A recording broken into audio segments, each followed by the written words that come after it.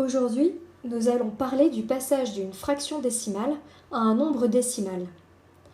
Une fraction décimale, qui a une écriture fractionnaire, comme par exemple 115 centièmes, peut s'écrire sous la forme d'un nombre décimal, c'est-à-dire qu'elle aura une écriture décimale. Tous les nombres qui ont une écriture fractionnaire peuvent s'écrire sous la forme d'une écriture décimale. Plus trivialement, un nombre à virgule. La virgule, parlons-en, c'est la star de cette leçon. Elle sert à faire la séparation entre d'un côté la partie entière et de l'autre la partie décimale.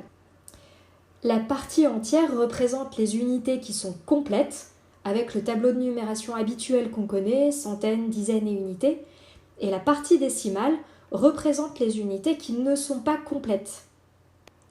Entrons dans le vif du sujet. Comment passer d'une écriture fractionnaire à une écriture décimale, c'est-à-dire avec une virgule? Nous allons prendre une frise numérique que nous connaissons bien maintenant.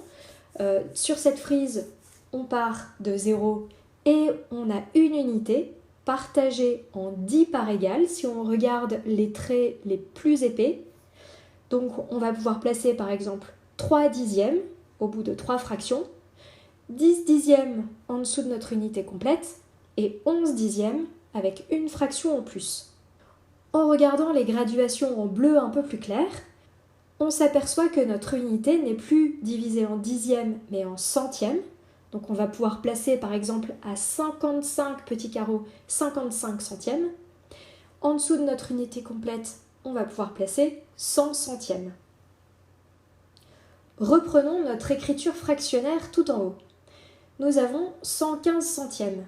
115 centièmes, c'est 100 centièmes plus 10 centièmes plus 5 centièmes. 100 centièmes représente une unité complète. On peut donc placer 1 dans la colonne des unités de la partie entière.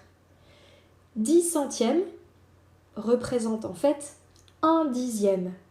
On va donc pouvoir placer un 1 dans la colonne des dixièmes de notre partie décimale. Et 5 centièmes nous permettent de placer un 5 dans la colonne des centièmes de la partie décimale. Ce qui nous permet d'obtenir 1,15 comme écriture décimale équivalente à 115 centièmes comme écriture fractionnaire. Revenons à notre frise numérique. Ce tableau nous permet donc d'écrire que 3 dixièmes équivaut en écriture décimale à 0,3. Dans la partie entière, on a une unité qui est incomplète et on a quand même 3 dixièmes qui sont moins qu'une unité complète. 55 centièmes, on a toujours une unité incomplète, on aura donc 0 dans la partie entière, virgule, 55 centièmes, 0,55 en écriture décimale. 11 dixièmes, on a une unité complète dans la partie entière, virgule, donc dans les unités incomplètes, il nous restera 1 dixième. Alors, pour répondre à notre question initiale qui est comment passer d'une écriture fractionnaire à une écriture décimale, on peut aussi décomposer notre fraction. 417 centièmes, c'est égal à 400 centièmes plus 10 centièmes plus 7 centièmes. Ce qui est égal à 4 unités complètes plus 1 dixième plus 7 centièmes, soit 4,17. Mais alors, on peut aussi passer d'une écriture décimale à une écriture fractionnaire. Observons. 1,1, c'est égal à 10 dixièmes plus 1 dixième, ce qui nous permet de retrouver une écriture fractionnaire égale à 11 dixièmes. Maintenant que nous avons vu comment passer d'une écriture fractionnaire à une écriture décimale et inversement, il est temps de retenir certaines équivalences à connaître par cœur. 1 demi.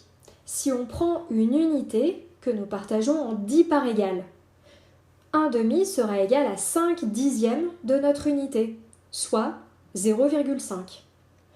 1 quart, si nous prenons une unité que nous partageons en 100 parts égales, alors 1 quart représentera 25 centièmes, soit 0,25. Enfin, 3 quarts, Si nous prenons une unité que nous partageons en 100 parts égales, 3 quarts représenteront 75 centièmes de notre unité, soit 0,75. À vous de jouer!